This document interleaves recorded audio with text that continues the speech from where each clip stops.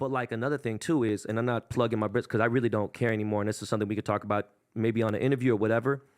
I've pivoted out of jewelry like a year or two ago. I've been completely uninterested. But the thing is, it's still big.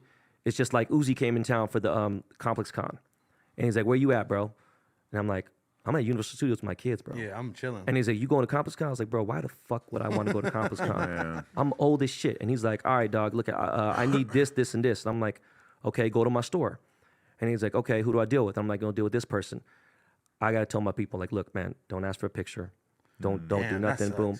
But then the crazy part was, Uzi's such a good dude. It's like, that's like my little brother. You know what I'm saying? It's like, he's like, this motherfucker will FaceTime my kids. You know what I'm saying? Be like, yo, Uzi's here. I got some toys for you, blah, blah. So he goes there, and I think he felt the energy that I told everyone to chill that fuck out. Yeah. So Uzi's like, yo, man, let's go get some selfies. Let's do this, this, and this. So he goes in there. Now, boom.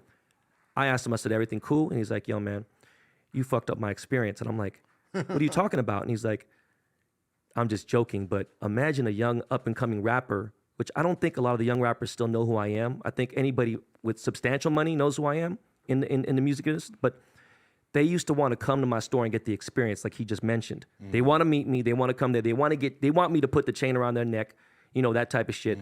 I don't got that kind of time no more. Just go to my store. And that's why I'm always surprised when I see the fucking like the Icebox vlogs and all this kind of shit, because I would have thought that Gunna and fucking, you know, Yeet and all these people that make vlogs doing that shit, I would have thought that they were low key enough that they wouldn't want that shit publicized to the world. No. Turns out, nah, they're down to be in these fucking vlogs. I don't. That's one thing I never wanted to do, because, for instance, like, so when I expanded my store, I have a small little room that has a separate entrance through like the service entrance where like FedEx goes through and everything. Right. Because John Mayer is not going to come through that main entrance. Justin Bieber's not coming to that main entrance. And those are like two main guys I could tell you that don't want to see people. They're probably not going to do the Icebox vlog either. You know? Yeah, never. Like, because I always think of jewelry as being this like sort of secretive, like mafia-esque Nah, thing. hell no. Where People you're want like, to flex that shit yeah, nowadays. but like, yeah, if you're a rapper and shit, it's Well, like like, you're getting it to flex it. So when So Far Gone went through the 10-year anniversary, right? 2 years ago, 3 years ago, the So Far Gone anniversary,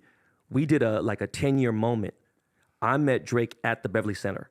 My store wasn't even a thought to be at the Beverly Center. Yeah. I was still in Slauson, right? I just saw your store at the Beverly Center for the first time the other day. And I brought Drake to the Slauson, right? Like, brought him in the car, boom, picked him up from the Beverly Hills Hotel, the Beverly Wilshire, and took him to the store. And he's like, yo, bro, I can't believe I was inside Slauson. Like, I don't think he even met Nipsey at that point.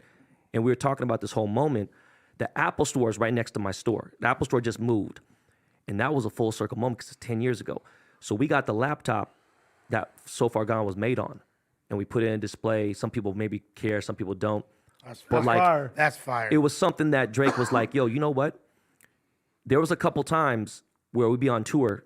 One time in Manchester, one time in London, and one time at I think the 5th or 6th sold out show at the Forum.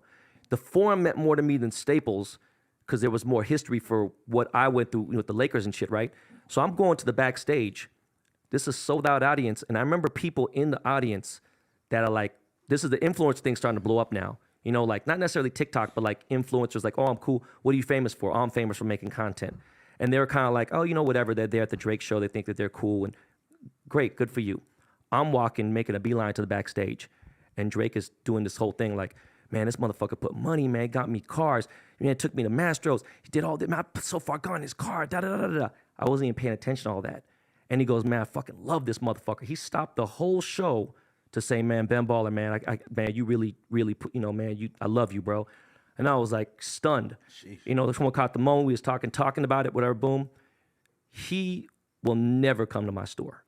You know what I'm saying? And I will make the exception for him and go to his crib and do that shit, whatever, because the last 2 or 3 times we made something for him, what was the Kiki video? The Kiki, do you love me? Whatever that song is. In My Feelings or whatever, So he shot that video like in New Orleans or something.